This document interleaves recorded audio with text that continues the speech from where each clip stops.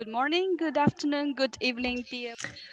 Bonjour, bonsoir, chers participants. C'est un grand plaisir pour moi de vous accueillir dans une des séances parallèles de notre deuxième conférence internationale sur l'eau, les mégapoles et le changement global.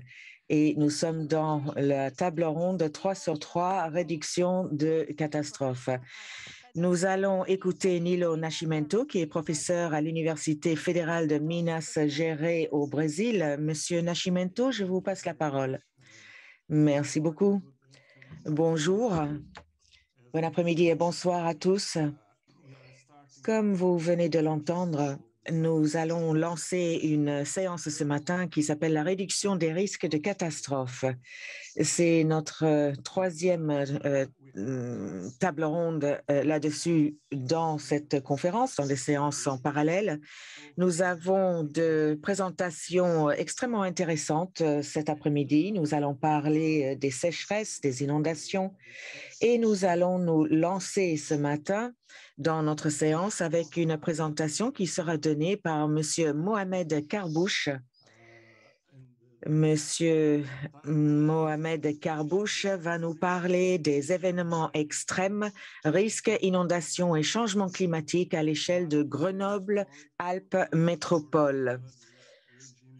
Cartographie des trajectoires historiques des régimes de risque d'inondation dans le métropole de Grenoble.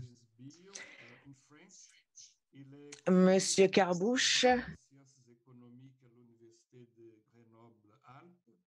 Il fait partie d'une dynamique interdisciplinaire entre le laboratoire des sciences sociales PACT et l'Institut de géosciences de Grenoble, qui vise à étudier la sensibilité climatique de la métropole de Grenoble et notamment sur les risques d'inondation. Il fait un travail de thèse maintenant sur l'adaptation de l'industrie grenobloise au changement du climat. Mr. Karbouch, the floor is yours. Monsieur Karbouch, je vous passe la parole. Merci.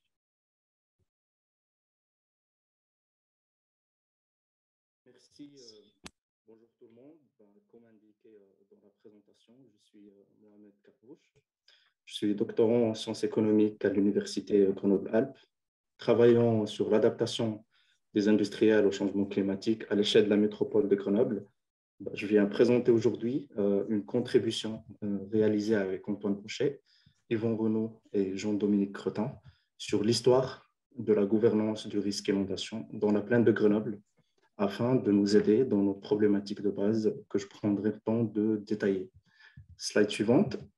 Dans cette présentation, je vais tenter d'expliquer notre problématique de base, qui est celle de l'adaptation au changement climatique.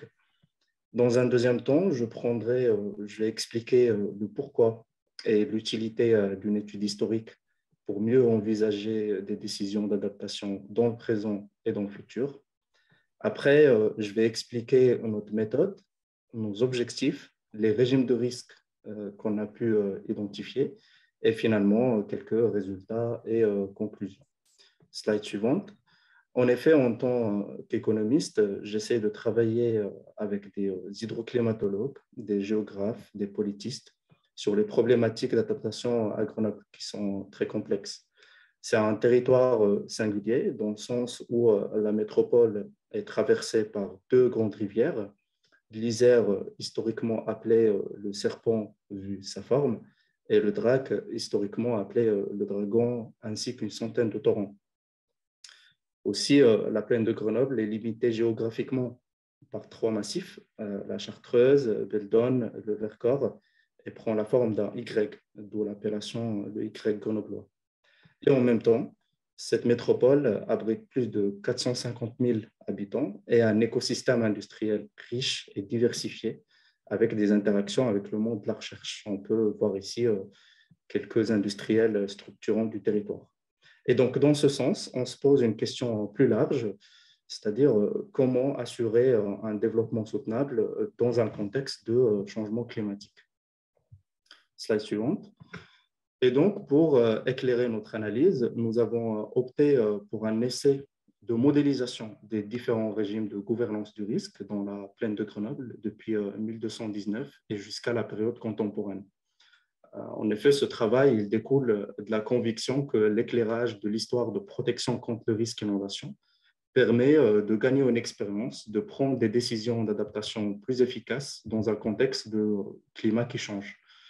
Et donc, un régime de risque, on le définit simplement comme une représentation simplifiée des différentes interactions, des collaborations, des contestations qui existent entre les acteurs, les parties prenantes pour gérer un risque environnemental. Ici, c'est le cas de la plaine de Grenoble et le risque, c'est le risque inondation. Slide suivante. Et donc, comment faire? L'avantage que nous avons dans notre étude de cas, c'est que le cas de Grenoble est bien documenté. Nous avons sélectionné 11 articles et livres qui documentent notre période de recherche. On peut citer par exemple les travaux de Boucheyer sur le Drac qui date de 1925 ou un travail plus récent comme le dernier livre de Denis Coeur qui date de 2009. Et en plus, pour caractériser le régime contemporain, nous nous sommes basés sur une série d'entretiens avec les acteurs et sur les documents stratégiques d'urbanisme ou de planification de la métropole de Grenoble. En effet, l'analyse historique d'un point de vue environnemental a concerné les deux grandes rivières, le Drac et l'Isère, car il s'agissait des seules sources disponibles. Mais dans le régime contemporain, nous avons essayé aussi d'inclure les problématiques torrentielles et leur rôle émergent dans les documents de risque. Slide suivante. L'objectif donc était d'identifier les événements documentés, mais pas que. Pas seulement, on s'est intéressé à leur nature. Est-ce que c'était des crues de grandes rivières? Est-ce que c'était l'Isère d'une part, le Drac d'autre part, ou bien les deux? Ou est-ce que c'était des problématiques torrentielles? Aussi, nous nous sommes intéressés aux conséquences politiques de ces événements en matière d'intervention de l'État, d'échelle de son intervention, des dispositifs d'action publique qui étaient en place, et finalement, les conséquences au niveau social de ces événements en termes d'inégalité, d'exposition et de protection, ainsi que les conflits qui étaient générés par les projets respectifs. L'idée derrière était de comprendre comment les événements naturels ou les réarrangements sociopolitiques changeaient le rapport au risque, la nature des projets menés, les systèmes de financement en place, mais aussi l'efficacité des mesures et les inégalités de protection. Ce qu'on voit maintenant sur le tableau, c'est que on a fini par identifier 6 régimes de risque décrits en détail dans l'article. Nous n'aurons pas le temps de détailler chaque régime, mais comme indiqué dans la slide précédente, nous avons essayé de mettre l'accent sur la façon dont le risque a été géré, les échelles de sa gouvernance, les systèmes de financement qui étaient en place, comment ils fonctionnaient, et les inégalités engendrées dans chaque période. Ensuite, nous avons essayé de comprendre comment les événements extrêmes changeaient ces arrangements socio-institutionnels et les mécanismes de financement en place. Et finalement, nous avons questionné dans chaque régime l'efficacité de ces nouveaux arrangements qui se sont installés. Slide suivante. On peut simplement schématiser cette vision, c'est un schéma très, très simple. En effet, on peut dire qu'on a un régime de risque dominant qui donne lieu à des arrangements socio-institutionnels. Ces arrangements ils définissent la façon dont le développement de la ville est envisagé. Et ensuite, les événements extrêmes ou des changements politiques donnent lieu à de nouvelles configurations et donc une nouvelle façon de gouverner les extrêmes. Nous appelons cela un nouveau régime de risque qui peut être différent ou découlant du régime précédent. Slide suivante. Ce qu'on peut faire ressortir comme résultat, c'est que l'initiateur des actions de protection a historiquement varié entre l'action menée par les habitants, par la ville ou par l'État à travers les différentes périodes. On peut remarquer aussi, cependant, que l'action de l'État central n'était pas forcément la plus efficace dans les actions, que les actions des habitants ou de la collectivité. Nous avons remarqué que certains projets n'étaient pas vraiment adaptés ni aux attentes ni aux besoins des habitants. Et parfois, cet interventionnisme public était source de génération de conflits entre les zones protégées d'une part, les zones exposées ou les zones, entre guillemets, sacrifiées. Slide suivante. En ce qui concerne la culture de risque, qui est très importante dans l'adaptation au changement climatique, nous avons assisté entre le XVIIe et le XVIIIe siècle à l'instauration d'une bande non constructive, Cela dit, cette bande interdisait toute activité de construction ou de nature socio-économique, même après projet de protection. Cela marque une nouvelle approche de gestion des risques, non basée sur la volonté de contrôler le risque et l'inondation, mais plutôt chercher un équilibre entre protection et activité socio-économique. Et ce qu'on remarque, c'est que cette doctrine est présente dans les nouveaux documents de risque qui se voient dans la nécessité de prendre en compte l'incertitude causée par le phénomène du changement climatique. Slide suivante. Pour conclure, on peut retenir que la modélisation des régimes de risque dominants nous a permis de mieux lire les décisions actuelles parce qu'on avait une vision sur le temps long. On a vu aussi que le fait d'être dans un territoire multirisque, entre les risques de l'Isère d'une part, le risque du Drac d'autre part et les risques de torrent, rend difficile les choix d'adaptation au changement climatique. Et donc, c'est une variable à prendre en considération dans tout projet d'adaptation dans le futur. Et dans certaines périodes, on a vu que les choix politiques ont été définis par la sévérité d'événements ayant lieu dans une rivière donnée. Par exemple, dans les périodes où le Drac était plus violent avec une série d'événements consécutifs sur la plaine. Mais on a vu dans d'autres situations que c'était des problématiques d'inégalité entre les rives qui déterminaient les actions les plus prioritaires par la suite. Pour les dynamiques en cours, ce qu'on essaie de faire par la suite, c'est de s'intéresser aux nouvelles problématiques émergentes qui complexifient l'adaptation au risque. Je parle ici notamment des problématiques torrentielles, dont le rapport de protection est différent de celui des grandes rivières, et donc le risque il ne se voit pas adressé de la même façon. Dans ce sens, on s'intéresse aussi aux problématiques de concomitance de crues ou des problématiques de co-occurrence.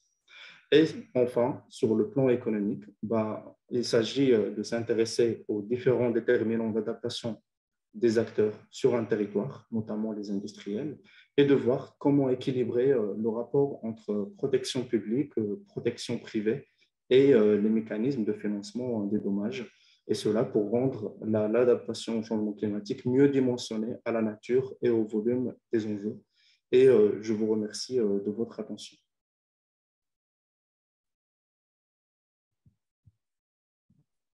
Thank you very much, Mr. Carbush, for this. Oui, merci beaucoup, Monsieur Carbush, pour cette excellente présentation. Nous allons prendre des questions à la fin de la séance. Donc, je voudrais maintenant inviter tous ceux qui prennent part à cette séance de nous envoyer leurs questions, s'il vous plaît. La prochaine présentation sera donnée par M. Bretton Knoll. Son intervention s'intitule « L'action climatique n'est pas motivée de manière uniforme, résultat d'une enquête multinationale ». M. Knoll travaille à la faculté de technologie de l'Université de Delft de technologie aux Pays-Bas. Monsieur Knoll, je vous remercie de bien vouloir vous présenter brièvement au début de votre intervention. Je vous remercie. Merci, Monsieur Nascimento. Bonjour, je m'appelle Bretton Knoll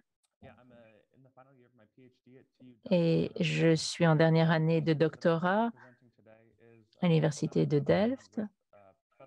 Et le résultat de l'enquête que je vais vous présenter aujourd'hui résulte d'un travail fait avec le professeur Tatiana Filatova, le professeur Ariana Need et Alessandro Taberna. Et j'aimerais remercier le Conseil européen de recherche du financement de mon étude. Merci. Alors, d'abord, je vais vous donner un petit aperçu de notre travail afin de planter le décor, vous expliquer dans quel cadre s'inscrit cette recherche. Et aujourd'hui, je vais vous parler de ce qui motive l'atténuation, l'adaptation à des situations notamment de crues. Je vais vous expliquer ce qui amène les ménages à mettre en place des mesures pour s'adapter au changement climatique. Et je vais vous parler plus particulièrement des liens entre les différentes actions mises en place par les ménages pour s'adapter.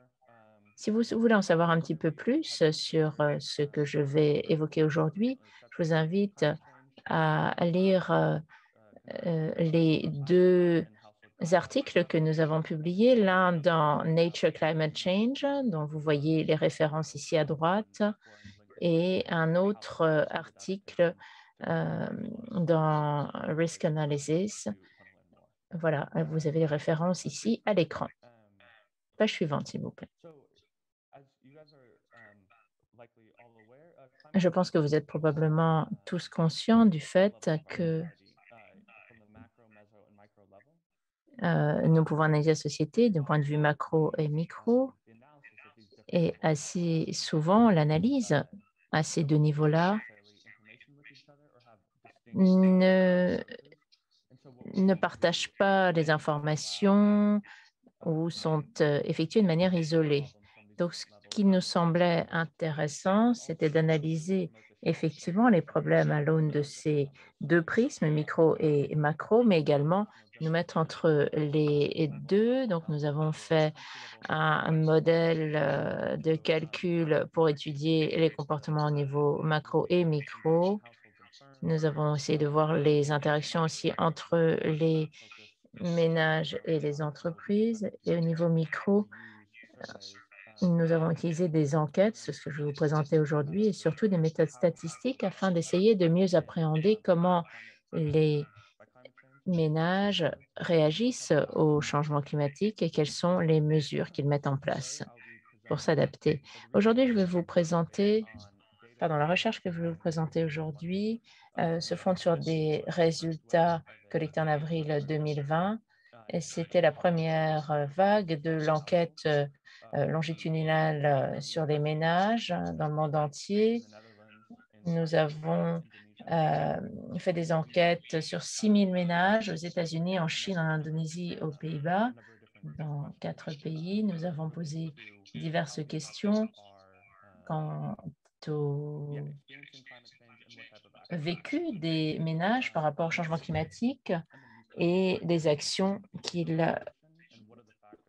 avaient mises en place. Donc, je vais essayer de vous parler aujourd'hui de l'adaptation aux crues, aux inondations et des mesures prises par les ménages pour s'adapter à ces situations. Avant de vous parler de notre recherche plus particulièrement, les résultats de cette enquête, je voudrais vous expliquer ce que j'entends par l'adaptation des ménages aux crues. Dans notre enquête, nous avons évoqué 18 mesures différentes que les ménages pourraient mettre en place afin de réduire leur risque de souffrir des inondations. Alors, il y a deux groupes de mesures. Les mesures que nous avons intitulées mesures d'efforts conséquents. Pourquoi? Eh bien, parce que nous considérons que ces mesures-là sont un vrai investissement financier. Donc, c'est un gros effort pour les ménages. On peut, par exemple, rehausser le niveau de la maison. Et puis, ça coûte cher, bien sûr, c'est un investissement. Et puis, il y a 10 mesures qui sont considérées comme étant des mesures de faible effort, c'est-à-dire que ça ne nécessite pas de revoir la structure du logement. On peut, par exemple, préparer un sac d'urgence ou autres mesures de prévention. En plus d'essayer de voir quelles étaient les mesures prises par les ménages, en tout cas ce qu'ils essayaient de mettre en place, nous avons mesuré tout un ensemble de facteurs qui pourraient pousser, selon nous, les ménages à mettre en place ces mesures d'adaptation. Donc, nous avons demandé aux ménages quelle était leur perception de la menace, pour essayer de voir si les ménages étaient inquiets. Nous leur avons également demandé s'ils sentaient qu'ils étaient prêts à s'adapter, à réagir en cas d'inondation. Et s'ils avaient l'impression qu'ils pouvaient prendre des mesures, eh bien, il s'agissait d'essayer de voir quelle était leur appréciation de l'efficacité de ces mesures.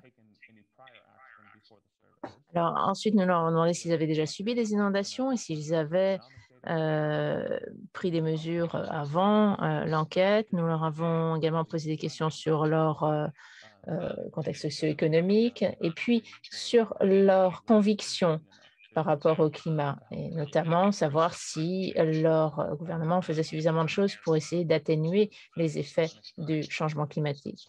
Et puis ensuite, nous avons également posé une question pour essayer de voir quelle était l'influence externe qu'ils pouvaient subir. Par exemple, les ménages étaient-ils actifs sur les réseaux sociaux? Est-ce qu'ils obtenaient des informations sur ces réseaux sociaux? Est-ce qu'ils faisaient confiance à ces informations-là? Et donc, pour ces différents facteurs, eh bien, nous les avons tous inclus dans un modèle où nous avons estimé la capacité d'adaptation des ménages au changement climatique. Vous voyez ici les résultats. Pour chaque pays, nous avons estimé un modèle différent et l'idée, c'était de comparer ces différents facteurs que je viens d'évoquer et quel était le poids de chacun de ces facteurs pour influencer les ménages à prendre des mesures. Et vous voyez ici un graphique à l'écran qui porte sur les mesures représentant un effort conséquent. Il y a un autre graphique qui ne figure pas dans ma présentation sur les mesures représentant un faible effort. Je pourrais vous l'envoyer si ça vous intéresse. Donc, nous avons un modèle pour chaque pays, l'idée étant de comparer les effets de chacun de ces facteurs pour influencer la décision des ménages à prendre une mesure ou non. Nous avons comparé les réactions afin de mieux comprendre ce qui motivait les ménages à prendre des décisions pour s'adapter au changement climatique. Nous avons essayé de voir si ces motivations étaient les mêmes en fonction du pays et du contexte. Et ce que nous avons découvert, c'est que dans des contextes différents, eh bien, on voit que les motivations des ménages varient pour mettre en place des mesures. Vous pouvez m'excuser. Oui. Et puisque nous n'avons étudié que 4 pays, nous n'avons pas pu attribuer de manière quantitative ces différences à des différences de politique, des différences culturelles. Nous avons néanmoins étudié le contexte social, économique, politique dans chacun de ces pays. Et dans notre article, nous formulons des hypothèses pour essayer d'expliquer ces différences. En plus de ces différences, nous avons également observé un certain nombre de similitudes. Et c'est intéressant parce qu'il est peu probable que le monde puisse mener une enquête dans tous les pays où le changement climatique aura des effets. Donc, c'est vrai que ces éléments nous permettront sans doute d'extrapoler les résultats pour prendre des politiques dans certains autres pays. Nous avons regardé quelles étaient les intentions de s'adapter des ménages, mais nous avons également étudié ce que les ménages avaient déjà réalisé pour s'adapter au changement climatique. Et on se rend compte qu'en Chine et aux Pays-Bas, il y avait beaucoup moins de mesures mises en place par les ménages, que ce soit des efforts conséquents ou de faibles efforts pour s'adapter au changement climatique par rapport aux États-Unis et en Indonésie. Pourquoi? Eh bien, en Chine et aux Pays-Bas, il semblerait que les ménages avaient subi moins d'inondations qu'aux États-Unis et en Indonésie. Et par ailleurs, il y avait moins de mesures d'adaptation mises en œuvre dans ces pays, comme la mise en place des digues, etc. Et donc, ça peut bien sûr influencer, la réaction des gouvernements peut influencer sur les mesures prises par les ménages et leur perception du risque. Dans un autre travail de recherche, nous avons étudié également, en plus de ces facteurs qui motivent les ménages à réagir, nous voulions mieux comprendre quelles étaient les actions d'adaptation en elles-mêmes. Et nous avons essayé de voir les raisons historiques et nous voulions voir en fait quelle était l'évolution par rapport aux mesures d'adaptation. Nous avons voulu voir si ces actions d'adaptation étaient liées les unes aux autres ou si c'était quelque chose d'isolé, comme vu dans le modèle. Donc, plutôt que de regrouper les mesures, pour chacune des mesures à effort conséquent, nous les avons modélisées séparément et nous avons mesuré les mesures qui avaient déjà été mises en place par les ménages et celles qu'ils avaient l'intention de mettre en œuvre. Et donc, nous avons vu quelles étaient les mesures mises en place et quelles étaient les mesures que les ménages avaient l'intention de mettre en place. Et ça nous a permis de mieux comprendre le lien entre les différentes mesures et actions d'adaptation. Alors, qu'avons-nous réalisé? Eh bien, c'est que les actions d'adaptation pourraient ne pas être indépendantes les unes des autres, comme cela est modélisé ou supposé.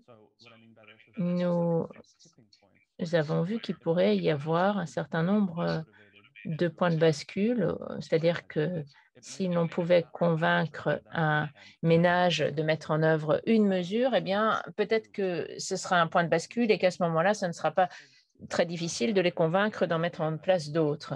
Et pour résumer cela, eh bien, les ménages qui ont adapté, qui se sont adaptés envisagent de mettre en place moins de mesures, mais ils sont plus enclins à peut-être en mettre en place une particulière.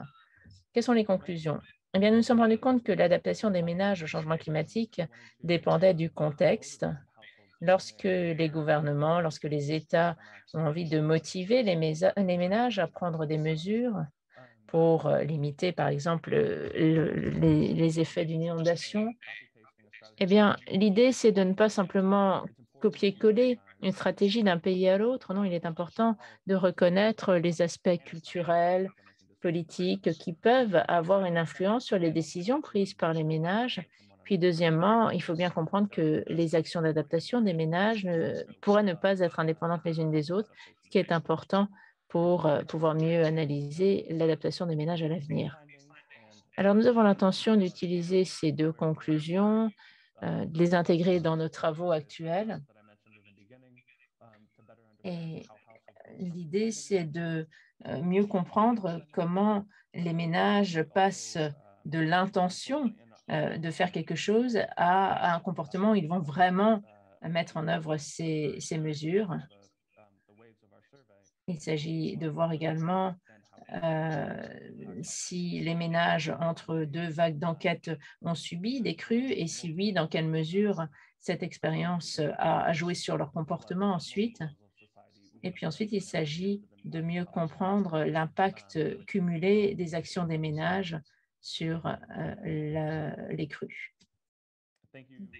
Voilà, il ne me reste plus qu'à vous remercier de votre attention et si vous avez des questions, voilà comment vous pouvez me contacter ou sinon, bien sûr, vous pourrez poser vos questions à la fin de la séance. Merci.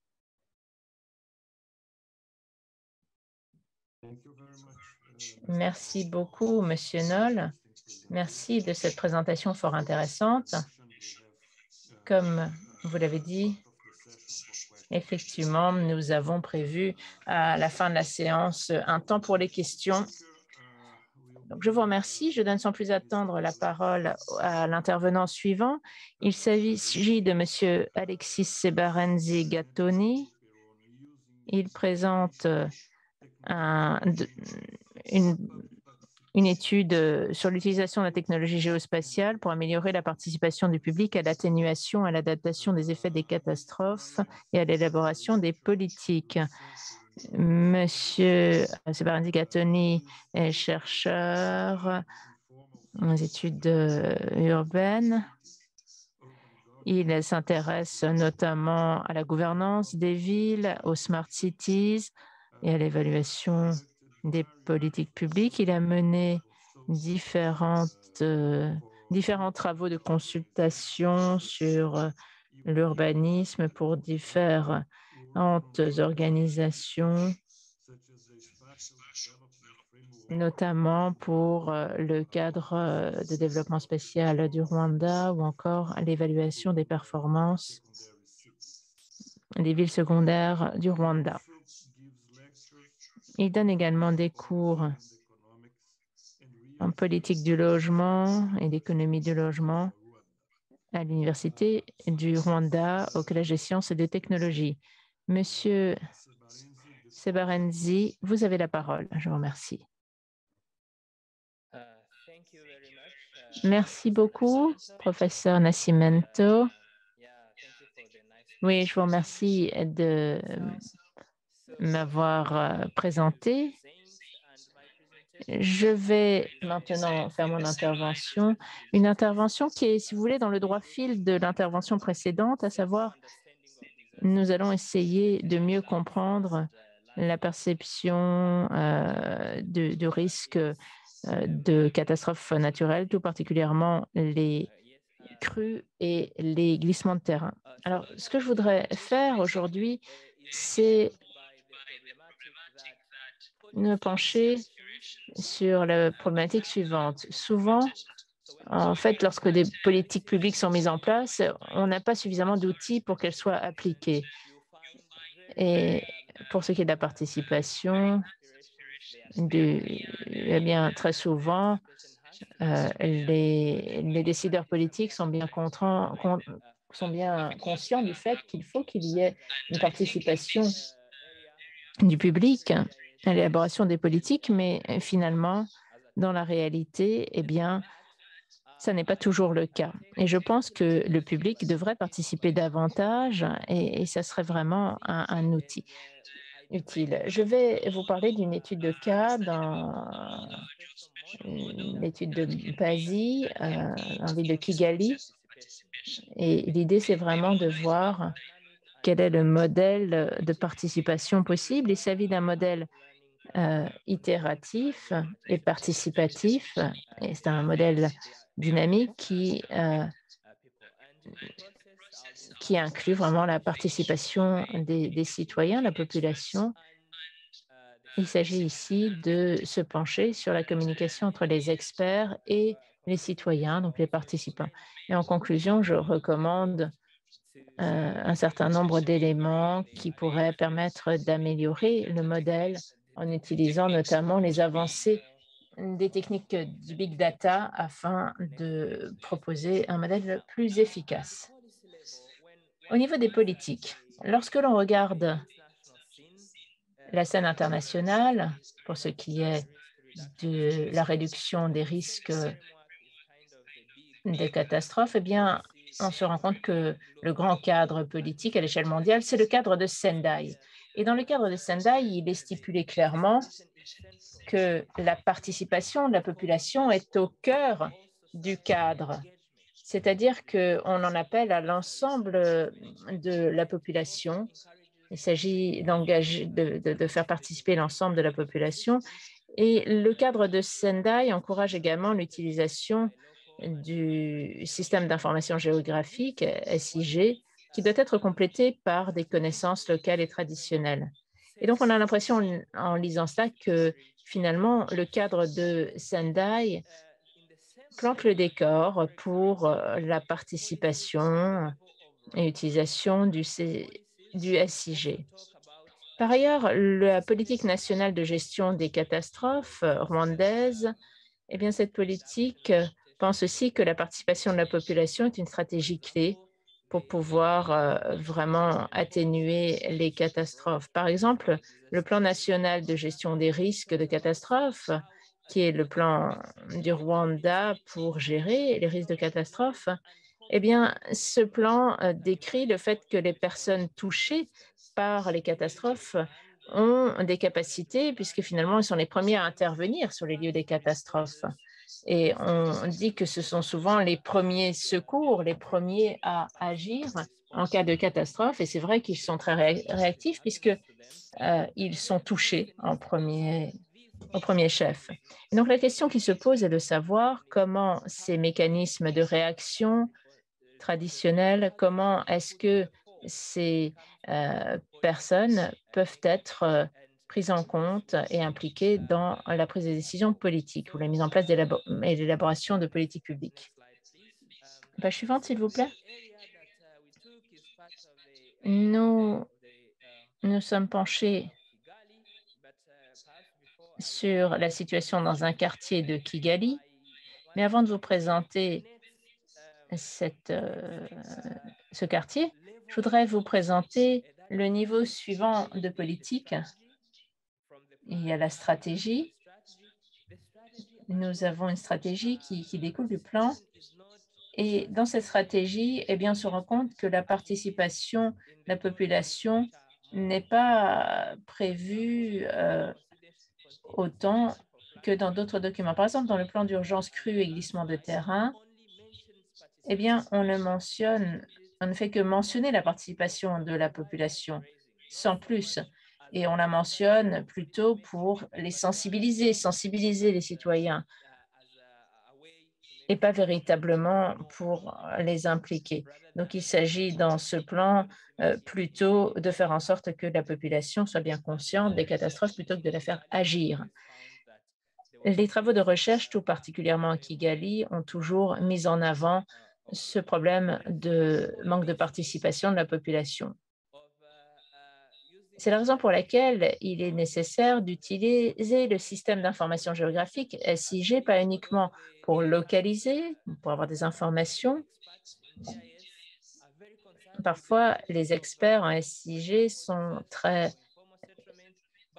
préoccupés par la localisation d'une catastrophe, mais par contre, pour les personnes concernées, la localisation n'est pas si importante que ça, puisqu'ils sont concernés, ils savent déjà. Ce qui est plutôt important pour la population, c'est de savoir quelle est la solution, que peut-on faire par rapport à cette catastrophe. C'est là leur préoccupation. C'est la raison pour laquelle le SIG doit faire partie de la solution à ce niveau-là et pas uniquement pour la localisation. Page suivante, s'il vous plaît. Nous parlons ici de la ville de Kigali. La ville de Kigali est la principale ville du pays. Elle regroupe un peu plus de la moitié des urbains du pays. Et la ville de Kigali est dominée par des collines à une altitude qui va de 1372 à 1866 mètres. C'est la raison pour laquelle la ville de Kigali est soumise à des catastrophes, à un risque de catastrophe comme le reste du pays, tout particulièrement risque de crues et d'inondations et de glissement de terrain. Alors, ici, nous parlons d'un quartier qui s'appelle Pasi. C'est un bassin versant situé dans la partie à l'ouest, centre-ouest de la ville. Il s'agit d'un quartier densément peuplé et qui est occupé par des établissements humains informels, bien qu'il y ait des baux. Donc, il y a des établissements humains qui sont officiels, il y a des droits puisqu'il y a un enregistrement véritablement officiel, mais parfois l'État préfère parler d'établissements humains informels. Et en 2020, il y a eu 7 victimes d'inondations et 532 logements endommagés, parce que c'est un quartier qui est sujet à inondation. La ville a dès lors démarré un programme de réinstallation, c'est-à-dire que l'idée là, c'est d'installer les personnes qui habitent dans ce quartier dans d'autres quartiers. L'autre possibilité, bien sûr, étant de sécuriser le quartier pour que les personnes puissent y rester. Voilà les deux scénarios que nous explorons ici. Pour ce faire, nous disposons d'un cadre analytique pour le modèle et le cadre analytique comprend des facteurs et des indicateurs. Les facteurs, ce sont les moteurs du modèle et ils se divisent en 3 types de facteurs. Il y a les facteurs déclencheurs, les facteurs liés à l'opinion du public et les facteurs liés aux experts. Les facteurs déclencheurs, c'est la cause qui est à l'origine du processus en question. Ici, le risque de catastrophe, les inondations. Ensuite, il y a des facteurs liés à l'opinion du public. Il s'agit à ce moment-là de la perception de la population que la population a de cette de ce risque de catastrophe. Quelles sont leurs craintes, leurs espoirs, leurs perceptions. Et ensuite, il y a des facteurs liés aux experts. Il s'agit là de paramètres mis en place par des experts, soit des autorités locales, soit une équipe d'ingénierie. Il s'agit de mettre en place ici un schéma directeur, des réglementations ou des éléments sur la densité de bâtiments. Donc, vous voyez, voilà les facteurs l'un desquels les différents éléments du modèle sont évalués. Il y a des indicateurs comme le nombre de personnes touchées, le coût des indemnités estimées, et nous utilisons les outils que vous voyez ici en bas de la page. Nous utilisons Kobo Toolbox, par exemple. Il s'agit d'un outil open source pour avoir des informations sur la population, les collecter. Et voilà les résultats. Nous avons réalisé que nous disposions d'un scénario dans lequel les personnes ont voté sur ce qui était important à gauche et ont accordé un poids différent à différents facteurs, différents éléments. Et ce poids qui, finalement, est ensuite transcrit sur une carte. Puis à droite, vous voyez les indicateurs. Et vous voyez, ce qu'on a mesuré, c'est vraiment le poids qu'accordent les personnes aux différents facteurs hypothèses. Mais c'est quelque chose de dynamique, c'est-à-dire que lorsque la population vote différemment, bien, ça va changer. Et même lorsque la population voit l'effet de son vote, elle peut changer encore. Et vous voyez, c'est un processus vraiment participatif, dynamique, itératif. Alors, ce processus de modélisation nous a permis de mieux comprendre la population touchée par la catastrophe. Par exemple, nous avons vu ici que la population était très attachée à son voisinage et notamment un attachement aux infrastructures. Parce que lorsqu'il y a un glissement de terrain ou des inondations, intuitivement, ce qu'on a tendance à faire, c'est de déplacer la population. Or, si l'on étudie la chose de plus près, on se rend compte que les personnes ont choisi de vivre là, même si la zone est inondable, parce qu'elles ont des motivations pour cela. Et ensuite, nous avons constaté que le modèle permettait aussi de faciliter cet échange entre les experts et les citoyens. C'est-à-dire que les experts vont mettre le doigt sur un élément, les citoyens aussi, et les modèles leur permettent de voir les effets d'un point de vue dynamique, itératif. Et finalement, ça leur permet de trouver une solution idéale pour les deux, les experts et la population. Page suivante. Ce modèle a également des limites parce que d'abord, il faut qu'il y ait suffisamment de données. Pour qu'on puisse mettre en place ce modèle, on a besoin vraiment de beaucoup de données. Par exemple, dans ce cas-là, la population a exprimé le fait qu'elle aimerait que la criminalité soit prise en compte dans les endroits où ils s'installaient, mais comme nous n'avons pas pu obtenir les données sur la criminalité dans la zone, eh bien c'est quelque chose qui manque dans le modèle. Donc, le modèle dépend vraiment des données disponibles et parfois les données, comme vous le savez, ne sont pas aussi disponibles qu'on pourrait l'espérer. Deuxième élément, parfois le modèle ne peut pas parfois le modèle réplique les mesures d'exclusion ou discriminatoires. C'est-à-dire que nous avons essayé d'anonymiser les réponses, mais dans une étude sur une société vraiment fermée, comme dans notre étude, c'est très difficile d'anonymiser les réponses parce que au final, les gens se parlent et savent un peu qui a fait quoi. Et si on a des pratiques discriminatoires ou d'exclusion, eh bien, elles peuvent être renforcées par ce modèle parce que le modèle donne l'impression que des choses sont dites par un expert et à ce moment-là, ça a beaucoup de poids pour la population. Donc, il faut vraiment être très, très attentif pour éviter de renforcer ces pratiques discriminatoires. Et puis, nous avons également constaté qu'à l'avenir, il serait très utile d'enrichir le modèle en y apportant par exemple des big data. En guise de conclusion, je dirais que nous avons constaté qu'il était nécessaire de mettre en place des outils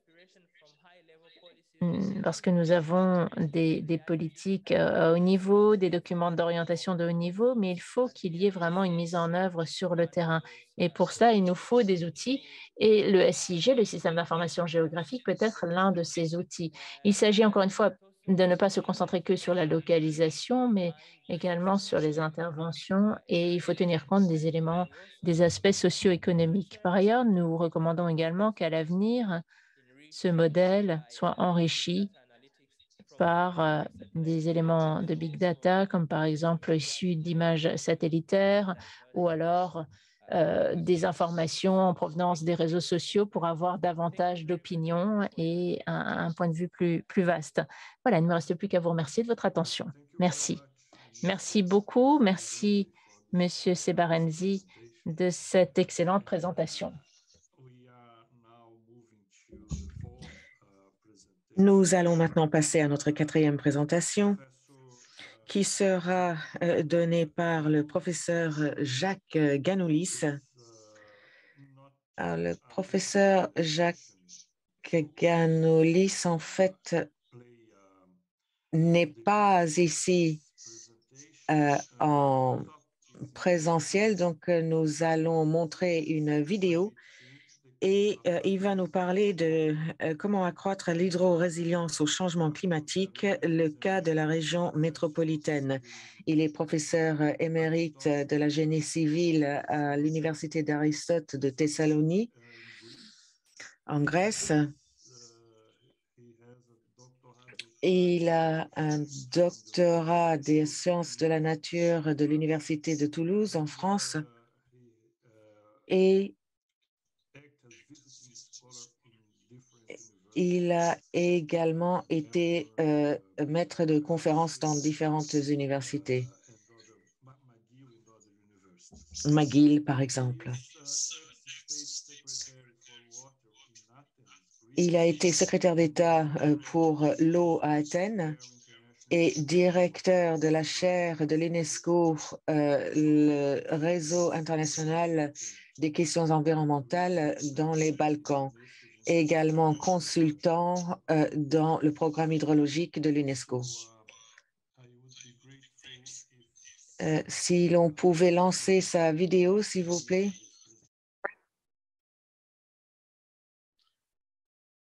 Good morning, everyone, or good evening, whatever you are. I'm Professor Jacques Ganoulis, sitting in Thessaloniki, Greece, in order to present you a case study of flood protection in the case of Athens, the capital city of Greece. I will share my screen for you, and I will put in full screen mode in order to be able to make this presentation. And summarizing, I will start by presenting the current situation briefly, some hydrological elements, of course, the risk of flooding in the area. Les risques d'inondation causés par le changement climatique, c'est un risque qui augmente d'une manière exponentielle.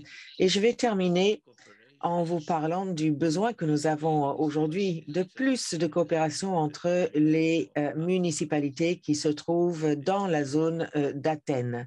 C'est très important. Cette présentation se base sur deux articles qui ont été publiés très récemment. Le premier article est une étude de cas qui est assez générale. C'est un modèle pour une gouvernance hydrologique durable. Et le deuxième article est une communication de l'UNESCO. Ça sera publié l'année prochaine. Et ça parle de l'étude de cas du métropole d'Attica, qui est la la grande Athènes, si vous voulez. Qu'en est-il de ce bassin d'Athènes?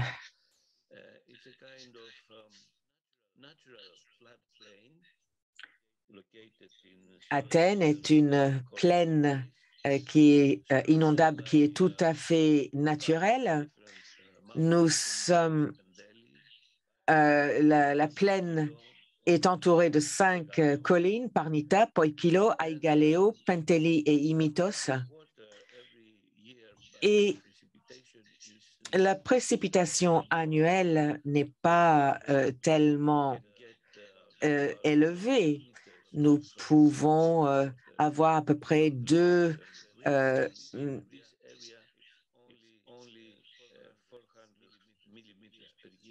mètres par an, alors que dans cette région, nous n'avons que 400 millimètres par an.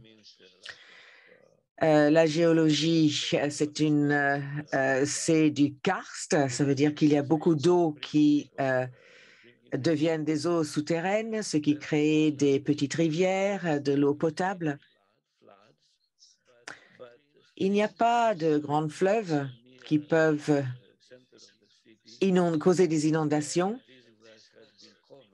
mais au centre de la ville, bien sûr, il y a eu une urbanisation extrêmement intense et souvent c'était dans des régions vertes, dans les plaines qui se trouvent au centre de la région sont des plaines extrêmement fertiles où il y a eu des oliveraies de plantés.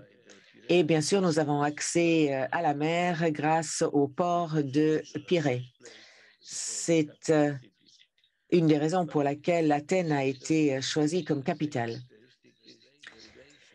Mais en fait, caractéristique la plus importante de cette zone métropolitaine d'Athènes, c'est le système hydrologique. Vous avez plusieurs cycles qui impactent Athènes. Vous avez le cycle maritime d'un côté et le cycle terrestre de l'autre, avec de la précipitation des deux côtés. Et bien sûr, il n'y a pas assez d'eau pour maintenir une forme de vie dans les écosystèmes. Et c'est pour cette raison que alors, pourquoi est-ce que Athènes a été construit? Il existe un mythe. Nous avons 2 dieux, Poséidon et Athènes, et vous les voyez ici. Ceci fait partie du Parthénon dans l'acropole. Et on a demandé à ces 2 dieux ce que l'on pourrait offrir à la ville comme mécène de la ville. Et Poséidon a utilisé son triade et il a offert des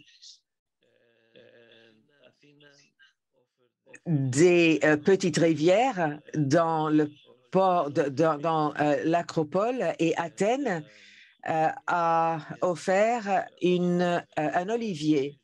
Et en fait, Athènes a opté plutôt pour la sagesse de l'olivier plutôt que d'avoir les eaux potables mais limitées des petites sources qui étaient offertes par Poséidon. Et donc, la ville a été nommée après la déesse Athéna. Si vous regardez Athènes, vous avez les 2 rivières principales. Vous avez Kolonos et Pitipos. Et ensuite, vous voyez que ces rivières ont disparu, aujourd'hui remplacées par des boulevards, par des avenues, ce qui, bien sûr, a augmenté le risque d'inondation parce qu'il n'y a pas assez d'eau qui arrive à pénétrer le sol. ce qui crée bien sûr des inondations. D'après la législation européenne, parce que vous savez que la Grèce fait partie de l'Union européenne, il existe, il faut créer des plans de gestion d'inondations, ceci depuis 2019.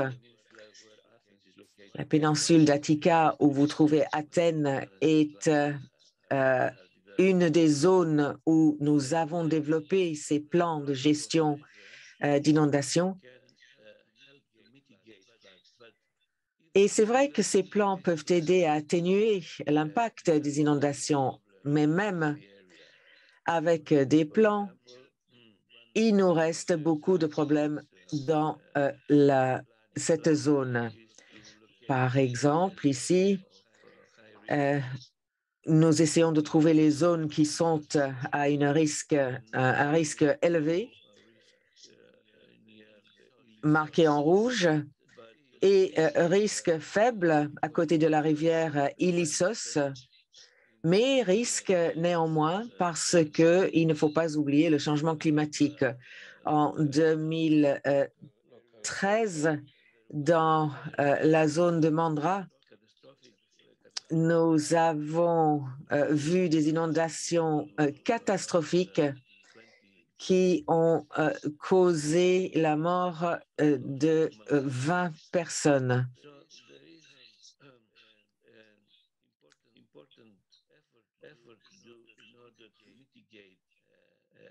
Donc, il reste beaucoup à faire pour encore atténuer la dangerosité des inondations dans cette zone. Et un des résultats de cette étude, c'est que nous avons vu qu'il manque une certaine coopération entre les communautés dans chaque zone. Il faudrait que ces communautés travaillent ensemble et des mesures de protection communes, ce qui existe, bien sûr, et de temps à autre, mais malheureusement, de temps à autre, ils ont tendance à refouler une inondation vers une municipalité qui est plus aval. Donc, une coopération entre municipalités serait essentielle. Pour conclure, nous voyons que le risque d'inondation dans de grandes villes modernes d'aujourd'hui sont causés pour la plupart par une urbanisation qui grandit. Et si nous voulons améliorer la résilience de ces villes, il faudrait tout d'abord restaurer les anciens lits de ces rivières et fleuves qui ont disparu dans les villes. Et il faudrait également avoir un organe chargé de ces inondations indépendamment de l'État, c'est-à-dire plutôt effectué par les communautés et les municipalités elles-mêmes, avec une meilleure coordination entre ces dernières. Actuellement, nous voulons promouvoir un modèle dialectique pour la résolution de conflits entre les parties prenantes. C'est également extrêmement nécessaire pour réduire l'impact de ces inondations. Et nous travaillons également sur une gouvernance hydrologique multidisciplinaire pour atténuer ces inondations et pour mieux impliquer les citoyens dans le suivi de ces inondations. J'espère que nous aurons assez de temps pour prendre quelques questions à la fin de cette séance de ce matin. Je vous remercie. Merci beaucoup. Merci beaucoup, M. Ganoulis, pour cette présentation qui a été extrêmement intéressante. Et nous allons peut-être pouvoir vous envoyer également quelques questions par email. pour un débat ultérieur. Et nous passons maintenant à une présentation qui sera donnée par Madame Karina Sass. Elle va nous parler des impacts économiques et des sécheresses, une analyse pour la région métropolitaine de São Paulo. Mademoiselle Sass est économiste avec un doctorat dans l'économie du développement. Elle est membre de l'Université de São Paulo et du laboratoire régional et urbain. Et elle a étudié l'économie régionale, urbaine et l'évaluation de tout ceci face au changement climatique. Mademoiselle Sass, s'il vous plaît, je vous passe la parole. Merci. Oui, merci beaucoup, professeur, pour cette introduction et bonjour à tous qui nous suivent ce matin. Je voudrais vous montrer aujourd'hui un peu du travail que j'ai effectué dans le cadre de ma thèse. Et je vais vous parler de l'impact économique des sécheresses dans la région métropolitaine de São Paulo. En quoi ceci nous intéresse-t-il? Nous pouvons avoir un impact sévère parce qu'il y a de plus en plus de sécheresses causées par le changement climatique. Malgré ce fait, nous ne savons pas beaucoup en ce qui concerne l'impact des sécheresses sur l'activité économique, surtout dans les zones métropolitaines. Ça peut être, nous devons également proposer certaines stratégies d'adaptation.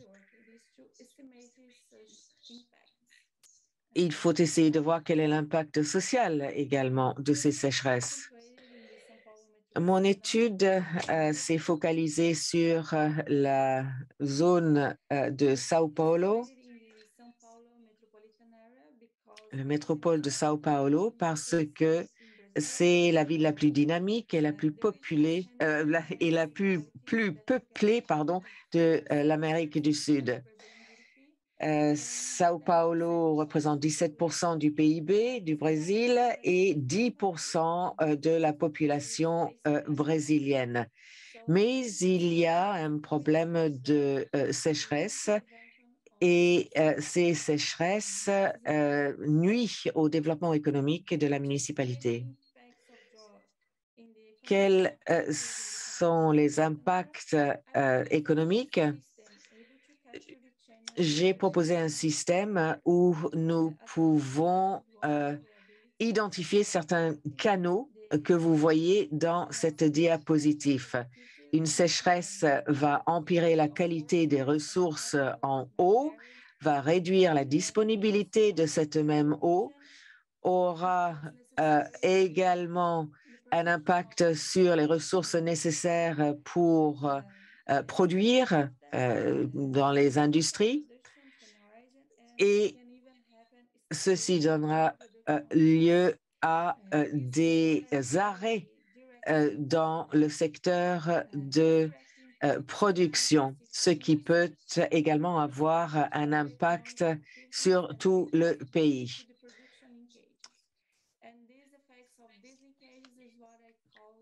Et c'est ce que j'appelle les effets à l'échelle de l'économie.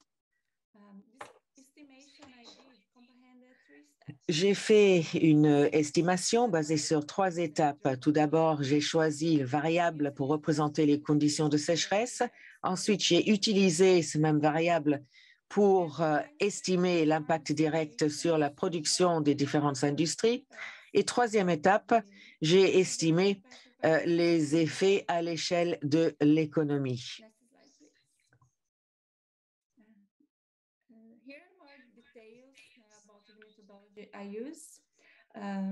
Ici, je rentre un peu dans les détails de la méthodologie utilisée. J'ai utilisé plusieurs sources de données. Tout d'abord, la variable pour représenter les conditions de sécheresse. Ensuite, j'ai calculé en utilisant l'indice auto-calibré, ce qui s'appelle SCPDSI. Ces sources de données sont basées sur des séries historiques de de données sur la production industrielle municipale de Fundação CID. Et j'ai également utilisé une matrice qui couvrait 56 différentes régions. J'ai ensuite alimenté 2 modèles avec ces données. Tout d'abord, c'était un modèle économétrique qui a estimé l'impact direct. Et le deuxième modèle était un modèle d'équilibre général spatial, BMARIA. Ce type de modèle représente tous les rapports dans une région donnée. Et après mes simulations ont montré comment des variables économiques telles que la production totale, la construction et les différents secteurs d'activité ont été impactés par un choc tel qu'une sécheresse. Prochaine diapo, s'il vous plaît.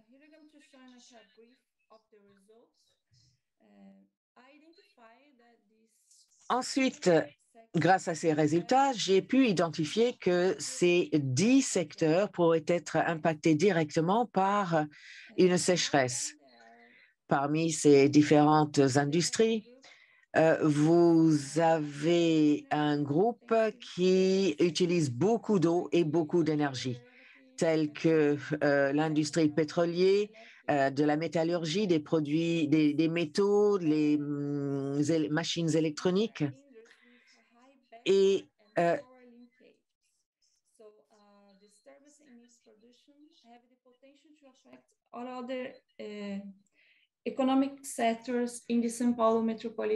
et si ces industries sont en difficulté, bien sûr, il y aura également des problèmes sur d'autres industries dans le secteur de São Paulo.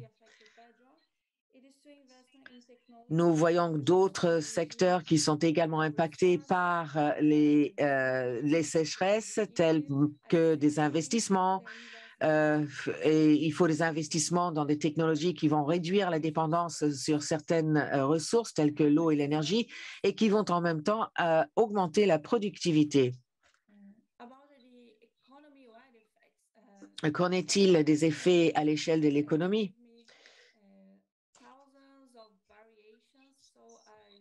Nous avons un modèle général, mais qui m'a donné, j'ai un modèle général, mais qui m'a donné des milliers de variations. J'ai choisi quelques variations les plus importantes. Nous avons vu que les effets les plus importants indirects qui sont causés par les problèmes économiques sont les industries liées à l'infrastructure, telles que l'immobilier, le leasing, la construction, l'eau et l'électricité, ainsi que des services à l'homme. Ce sont des secteurs qui ont moins d'exigences, qui dépendent moins sur d'autres secteurs. Et en faisant des extrapolations, j'arrive à avoir des impacts régionaux également. Ensuite, après les impacts sur les secteurs industriels, j'ai pu voir les impacts régionaux avec des impacts négatifs sur le PIB, les revenus disponibles et la consommation. Et pour la municipalité de São Paulo, en termes monétaires, ces pertes pourraient atteindre 1 milliard de dollars. J'aurai également quelques suggestions pour des politiques à l'avenir. Il faudrait investir dans les secteurs verts pour réduire les dommages, surtout dans les secteurs traditionnels qui sont plus vulnérables aux sécheresses. Il faudrait que les villes deviennent plus durables. Mes conclusions préliminaires, puisque je continue à travailler sur ces ressources pour perfectionner mes tests, j'ai conclu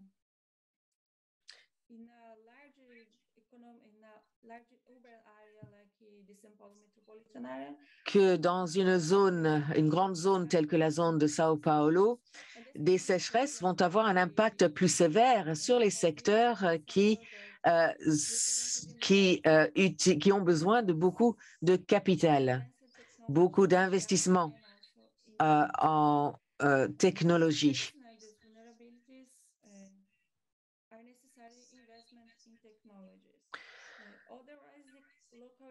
Sinon, les autres économies locales qui peuvent également être touchées sont celles qui sont vulnérables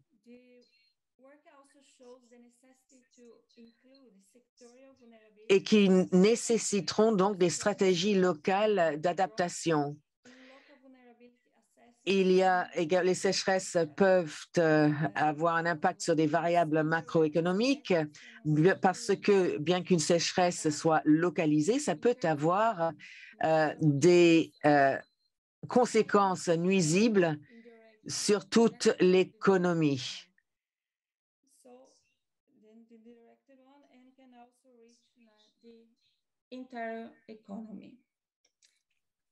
Next slide, please. Prochaine diapo, s'il vous plaît. Voilà, j'en ai terminé. Voilà ce que j'avais à vous dire. Merci de m'avoir écouté. Merci beaucoup, Karina. Merci beaucoup de cette présentation. Nous allons maintenant ouvrir la discussion et le débat. Voyons, y a-t-il des questions? Nous avons une première question qui s'adresse à Monsieur Alexis Sebarenzi. La question nous vient de Monsieur Lepeau. Votre présentation était très intéressante. Est-ce que vous pourriez nous préciser comment les résultats de ce processus participatif sont utilisés par les autorités locales? Je vous remercie.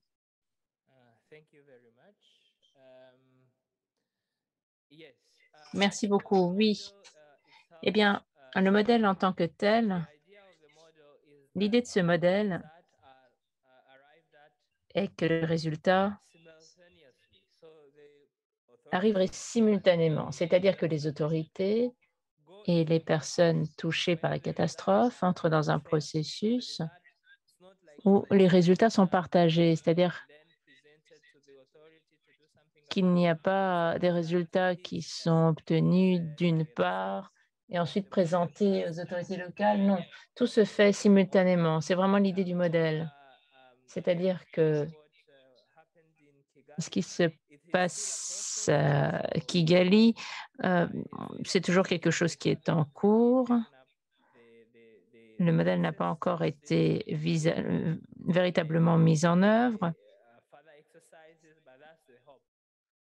Lors du dernier exercice, mais en tout cas, nous espérons qu'une fois que le modèle aura été présenté, qu'il sera utilisé, eh bien, qu'ils arrivent à un résultat ensemble, les autorités et la population ensemble. Mais pour le moment, c'est en cours de préparation. Le modèle n'a pas encore été utilisé dans la réalité. Merci. Merci beaucoup. Nous avons une question au professeur Jacques Ganoulis de Maxime Gauzière. Je vais simplement lire la question, mais bien sûr,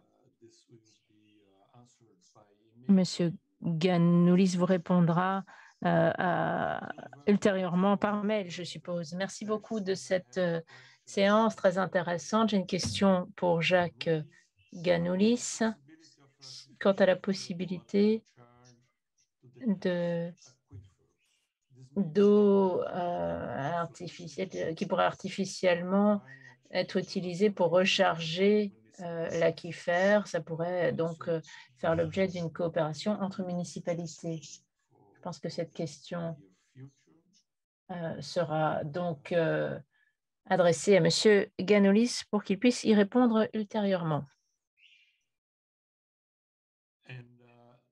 Et puis, je vois également une question qui s'adresse à Madame Sass de Souchari Kutanakovon. Je vous prie de m'excuser, j'écorche probablement votre nom. Disposez-vous de chiffres des dégâts causés par les sécheresses? Merci de cette question. J'ai des chiffres et ces chiffres sont dans mon article. Il y a les données historiques et puis les projections. Je ne m'en suis pas servi dans ma présentation en raison du temps qui était limité, mais effectivement, je dispose de chiffres qui figurent dans mon article. Effectivement, je me suis fondée sur des chiffres. Mais vous trouverez ça dans le texte de l'article. Vous retrouverez toutes les données chiffrées sur lesquelles se fonde ma présentation, qui était moins détaillée. D'accord, merci. Nous n'avons pas d'autres questions de la part des participants, mais moi j'ai peut-être quelques questions aux différents intervenants. Tout d'abord, une question pour M. Carbouche. Est-ce que vous pourriez, s'il vous plaît, nous parler un peu de la manière dans le temps dont cette connaissance des inondations, donc dans la région de Grenoble, comment est-ce que ces connaissances finalement sont utilisées pour les plans d'urbanisme? Est-ce que on tient compte de ces informations dont vous disposez maintenant dans les temps? Concernant cette question, la connaissance historique, elle est très importante parce qu'elle permet de comprendre d'apprendre les leçons de l'histoire. Ce qu'on a remarqué, c'est que dans les documents contemporains, on s'inspire beaucoup de certaines décisions qui ont été prises dans le temps, notamment les bons de nos constructions qu'on a citées dans les conclusions. Mais aussi en termes d'inégalité de protection. On a pu identifier historiquement plusieurs inégalités entre les deux rives. Parfois, il y avait des rives où c'était des quartiers plus importants pour la collectivité et des quartiers ou des zones qui étaient plus ou moins sacrifiées au détriment de la protection de la ville de Grenoble. Mais là, le territoire s'est massivement urbanisé et on risquait de tomber dans les mêmes problématiques. Et donc, cette connaissance historique, cette documentation a été vraiment utile pour lutter, essayer de réduire ces inégalités entre les différentes zones, mais aussi se protéger efficacement. Et aussi, dans le contexte de changement climatique, on a cette nouvelle variable qui vient s'ajouter et qui est incertaine. Et donc, il faut prendre en considération le contexte historique. Ça nous aide effectivement pour construire des stratégies d'adaptation plus viables pour le futur. Merci beaucoup. I will then, Parfait. Je vais maintenant demander... Pardon, j'ai une question maintenant qui s'adresse à M. Noll. En fait, ce sont deux questions plutôt qu'une. La première, vous avez évoqué, vous vous êtes concentré principalement dans votre intervention sur l'adaptation des ménages. Moi, j'aurais aimé vous demander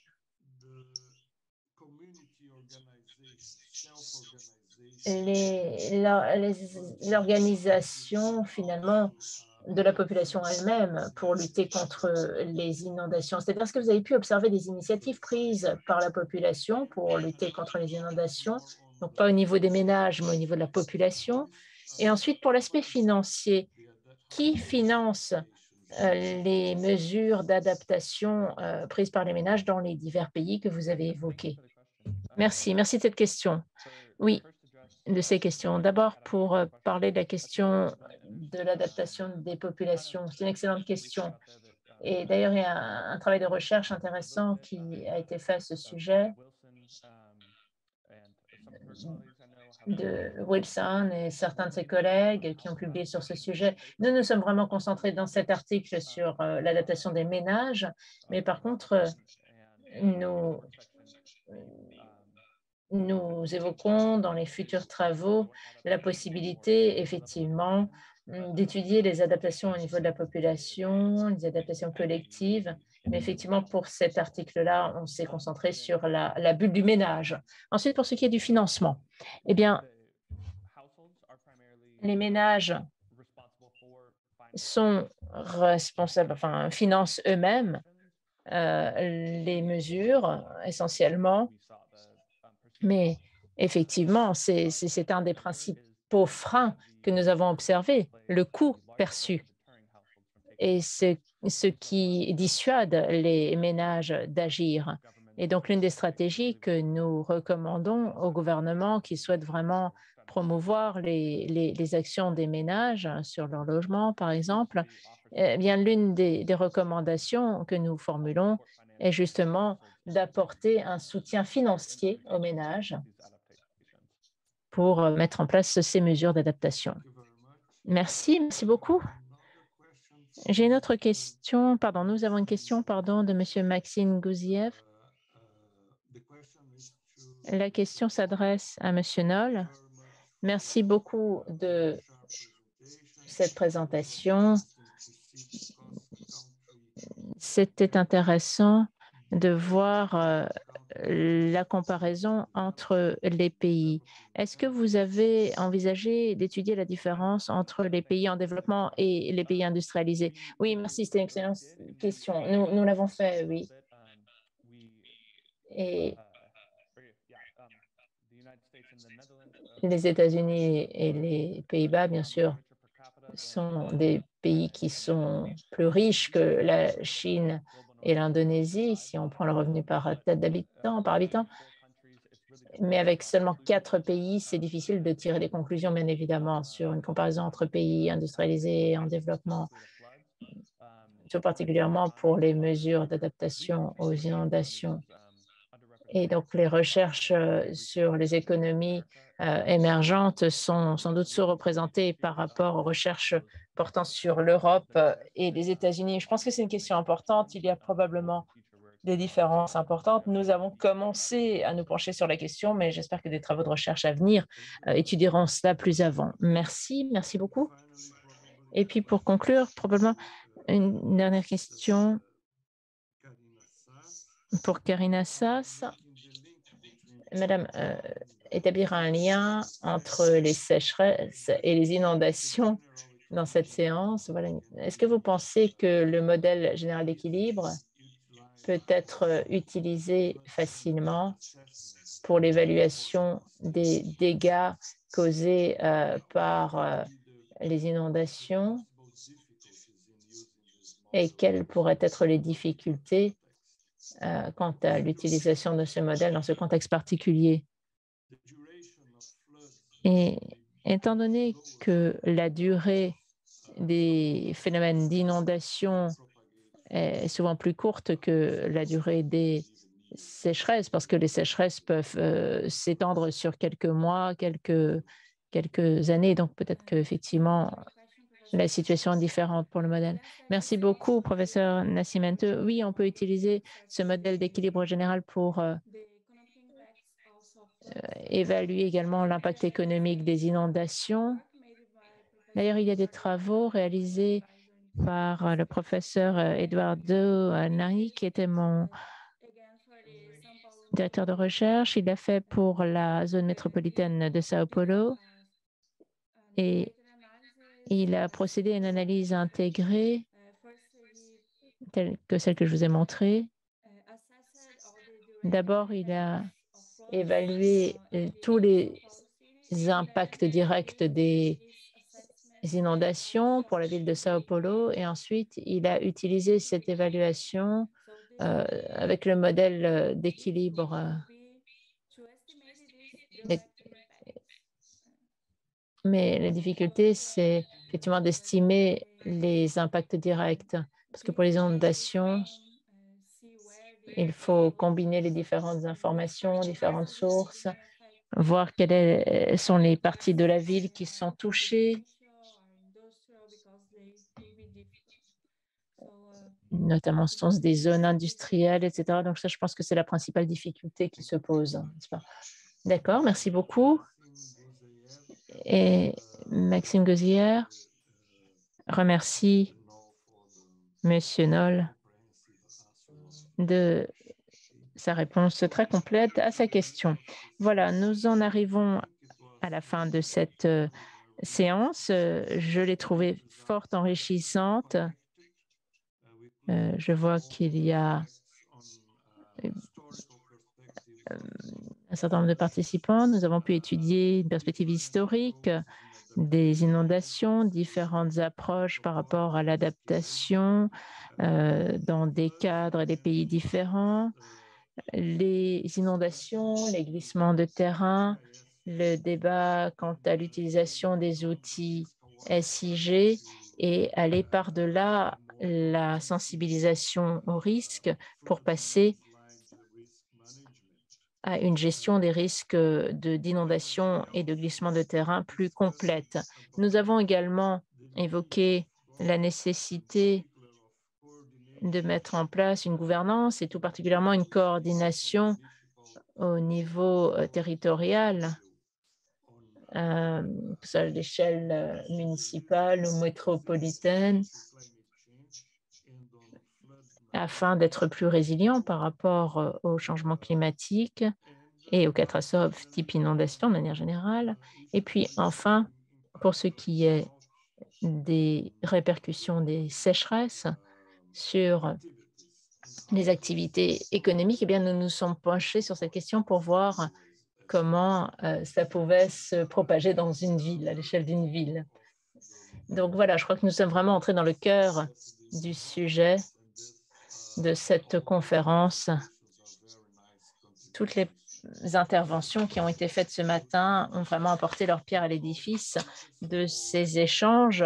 Je remercie très chaleureusement l'ensemble des intervenants pour leur présentation. Merci de vous en être tenus aussi autant qu'il nous en était imparti. Merci beaucoup de votre attention. Merci, Monsieur Nascimento. Je remercie tous les intervenants de ces présentations fort riches. Merci aux participants d'avoir participé à cette séance. Restez en ligne. Il y a encore d'autres séances parallèles qui reprendront à 11 heures pour parler notamment de la gouvernance.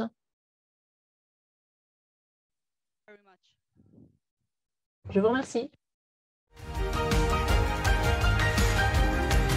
Au revoir, merci beaucoup.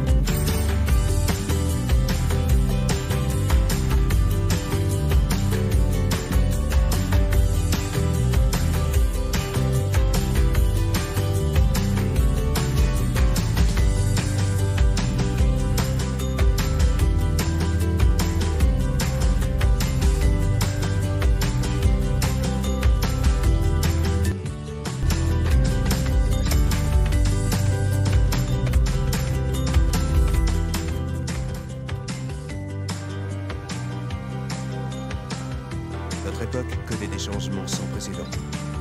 L'activité humaine augmente, les villes s'étendent. Aujourd'hui, plus que jamais, l'eau a besoin de nous. Notre époque connaît des changements sans précédent. L'activité humaine augmente, le traitement de l'eau, c'est notre responsabilité. Aujourd'hui, une histoire d'hommes, de femmes a besoin de nous, faite d'engagement et de savoir-faire. c'est notre histoire, OSIAP. Le traitement de l'eau, c'est notre responsabilité. Une histoire d'hommes, de femmes. Nous collectons d'engagement et de transportons et dépolluons les eaux usées de 9 millions de Franciliens. Notre réseau de 440 km de canalisation est géré en temps réel, avec des outils de prévision et de régulation qui nous permettent d'anticiper toutes les situations et d'optimiser la gestion des flux. Notre réseau de 7 jours sur 7, km de canalisation 24 heures sur 24 en temps réel, avec des outils de prévision et de régulation qui nous permettent d'anticiper toutes les situations et d'optimiser la gestion des flux. Chaque jour, dans nos usines, 24 heures sur 24, nous traitons 2,5 millions de mètres cubes d'eau usée, grâce à un savoir-faire et des équipements uniques en Europe. Chaque jour, dans nos usines, nous traitons 2,5 millions de mètres cubes d'eau usée. Notre vision est durable grâce à un savoir-faire et des équipements tournés vers le long terme. Nous nous engageons à développer notre activité industrielle de manière responsable. Nous investissons régulièrement dans la modernisation de nos usines et dans le développement de solutions innovantes et protectrices de l'environnement. Nous nous engageons à développer notre activité industrielle, chacun de nous, de manière dans son métier, se sont porteurs du service public et de l'intérêt général, au service de notre mission, la préservation des milieux naturels et de la biodiversité. Chacun de nous, dans son métier, se sont porteurs du service public aussi à l'intérêt général. Nous sommes fiers d'être une entreprise publique forte de 40 ans d'expérience au service de l'agglomération parisienne. Et nous sommes plus de 1700 agents à partager cet engagement. Nous sommes fiers d'être une entreprise publique forte de 40 ans d'expérience pour aujourd'hui l'agglomération parisienne et pour demain. Et nous sommes plus de 1700 agents à partager cet engagement et cette passion.